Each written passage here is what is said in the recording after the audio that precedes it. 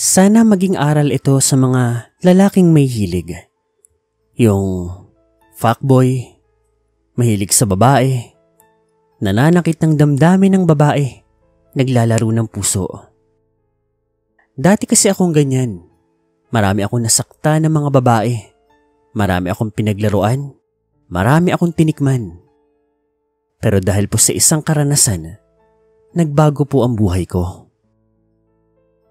Bago po yan, ipapakilala ko po muna ang sarili ko bilang Wilfred. Hindi naman sa pagmamayabang, napakagwapo ko. Ubod ng gwapo, pinakagwapo. Biro lang po. Baka po mainis kayo joke lang po yun. Pero totoo po, may angkang itsura naman po talaga ako. Kaya nga po marami pong babae ang nabaliw sa akin. Nangyari po ito 1999. Kasagsagan po ng binata days ko. 20 plus years old po ako niyaan. Bachelor. May tinapos na magandang kurso sa isang magandang paaralan. May magandang karera sa pagtatrabaho. May magandang posisyon. Nagkakotse ng maaga. Nagkaroon din ng sariling bahay ng maaga. Ika nga nila perfect na perfect ako. Honestly, totoo naman. Magaling kasi talaga ako Talagang nagsumikap ako mula noong nag-aaral pa lamang ako. Ako ayoko maging mahirap. Gusto ko, pag nagtatrabaho ako, magiging achiever ako. Bukod doon, gusto ko rin magkaroon ng maraming babae. Gusto ko maraming tumitingin sa akin, maraming nagkakagusto. At isa pa, gusto ko rin maraming matikman na babae. Madali po para sa akin makakuha ng babae.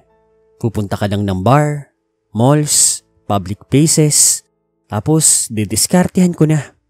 Maganda ang katawan ko, maganda ang itsura, may dating, mayaman, may pera, may kotse, may bahay na pwedeng pagdalahan. Kaya ano po bang kulang sa akin?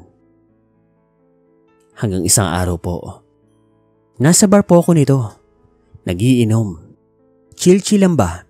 Pamparelax, medyo busy kasi ako noon. Stressful ang trabaho ko kasi may hinahabol kaming kota. Ang gusto ko lang talaga noon ay mag-unwind. Wala akong habol ng mambabae noon. Pero may isang babae ang pumukaw ng atensyon ko. Pagkita ko sa kanya, talagang hindi na po naalis ang paningin ko sa kanya. Maganda kasi ito. Latina. Morena. Sexy. May katangkaran din. At talagang may dating. Fierce ika nga nila. Yung para bang palaban. Yung para bang nag-aapoy sa alam niyo na. At sa totoo lang, sumusulyap-sulyap din siya sa akin. Yung para bang nagbibigay ng motibo. Pero syempre pa hard to get. At dahil nakuha niya ang interest ko, syempre gumana na po si Mr. Romantico. Tumagay ng 2 alak. Tapos inayos ang buhok. Tinanggal ang 2 botones sa may polo. Tapos si dahan-dahan nang lumapit doon sa babae. Hi miss, kamusta? Are you having fun tonight? Hindi sumagot ang babae. Mukhang pa hard to get pa. Ang sungit mo naman. I'm Wilfred. How about you? Ang presko mo Hindi naman. Pogi lang. Wow. Ang lakas ng dating mo Gusto kita. I'm Jana. Hi Jana. Nice to meet you. Kasama mo ba yung boyfriend mo? Lumang style na yan Wala akong boyfriend. Kanino mo pa ako tinitingnan, dapat alam mo yan. Ikaw mukhang marami nang gumawa sa'yo ng style na to Let's say, ilan ka lang sa kanila. At ilan ka lang din sa pinansin ko. Ayoko sa mga kagaya mong playgirl Wow, paano mo naman nasabing playgirl ako? Halata naman. Titig mo pa lang sa akin Wow coming from you na kung makatitig ganyan. Parang playboy ka lang din So bagay tayo. I'm not like you. Kung marami ka nakukuhang babae sa ganyang style mo, ibahin mo ako. So please, kung ayaw mo masira ang gabi ko, umalis ka rito. Easy, easy tiger. Nakikipagkilala lang naman ako eh. If ayaw mo, no problem. Enjoy. Bartender, this is on me. Lahat ang iinumin niya ah.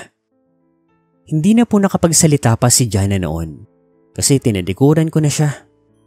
And honestly, type na type ko talaga siya noon pero ayaw eh. Ako kasi kapag ayaw, edi wag pilitin. Nagpatuloy po ako sa pag-inom noon. Hanggang sa siguro mga 2 AM na, medyo nakaramdam na rin ako ng pagkahilo. Sabi ko uuwi na ako. By the way, nasa may QC pala kami nito. Nasa QC po yung bar na yon. Hindi ko na lang sasabihin kung saan pero medyo mapuno po dito. Tsaka noong mga time na yan, hindi pa masyado nagtatayugan yung mga buildings unlike ngayon. So heto na nga. Pagdating ko po sa may parking lot, konti na lang po ang mga nakaparadang sasakyan. Konti na rin po yung mga tao. Konti na lang din po yung mga bumabiyahe. Pero wala naman akong pakialam. Basta ako diretso na lang ako sa kotse ko. Ngunit pagkasakay ko, nagulat na lamang po ako nang may kumatok sa gilid ko. Isang babae. Binaba ko naman yung windshield. Hi. Wala akong ride eh. Pwede ba makisakay? Sabay kindat sa akin at sabay himas sa pisngi ko. Aba, mukha atang hindi ako masisiro ngayong gabi ha. Sure, sakay ka miss. Pumasok po ang magandang babae doon sa loob ng aking kotse. At walang ano-ano, hinilikan niya po ako ng marahas. Yung babae na iyon, chinita po at maputi. Iba sa mga tipo ko pero palag-palag na. May butas pa rin naman yun eh. Pero nagulat na lamang po ako nang bigla na lamang akong sinakal ng babae na iyon at wala po akong nagawa dahil napakalakas niya. At isa pa, yung mga kuko niya sa kanyang kamay, humaba. Talagang masakit. Parang nagdugo ka agad ang liig ko eh. Hindi naman ako nakasigaw dahil tinakpan niya rin po ng kabila niyang kamay ang bibig ko. Hindi rin ako makakilos kasi parang bang kay lakas-lakas niya. Nang malapit na pong magdilim ang paningin ko ay nagulat na lamang ako nang bigla pong bumukas ang pintuan at may kung anong pwersang humila doon sa babaeng sumasakal sa akin papalabas. At nang makabalik ako sa tamang wisyo, nakita ko na lamang po na yung magandang babae kanina doon sa loob ng bar, yung pinopormahan ko na binasted ako, ipinagsasampal niya po yung babaeng humalik sa akin at nanakal. Na sa mga sandaling yon, ibang-iba na po ang itsura. Parang halimaw.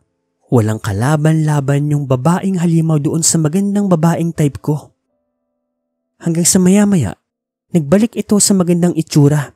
Tapos humingi ng patawa doon sa babaeng maganda at tumakbo na lamang po papalayo. Hanggang sa maya-maya, bumangon po ang magandang babae at lumapit sa akin. Inayos niya po yung skirt niya, ang buhok niya. Aswang yun. Pasalamat ka, nakita kita. Kung hindi, patay ka na. Quits na tayo ah. Niligtas ko ang buhay mo. Kapalit ng panilibre mo sa ala ko. Walang ano-ano. Umalis po si Jana. Tinlikuran niya lang ako. Habang ako naman, tulala, hindi makapaniwala, takot na takot. Pero alam niyo ba, may maganda pa rin nangyari. Dahil nakita ko, nanalaglag po ni Jana ang kanyang ID. Nandun yun sa pinaglabanan nila ng babaeng halimaw. At to cut na lang story short, gamit yung address doon sa ID niya, hinanap ko siya. At sabi ko sa sarili ko, kapag binigyan ako ng tsansa ni Jana, talagang babaguhin ko ang sarili ko. At heto na nga, asawa ko na po siya at meron kaming 4 na anak. Magkakaroon na rin po kami ng apo. Dahil lang sa isang insidente sa may bar. Dahil niligtas lang ako ng isang misteryosong babae mula sa aswang.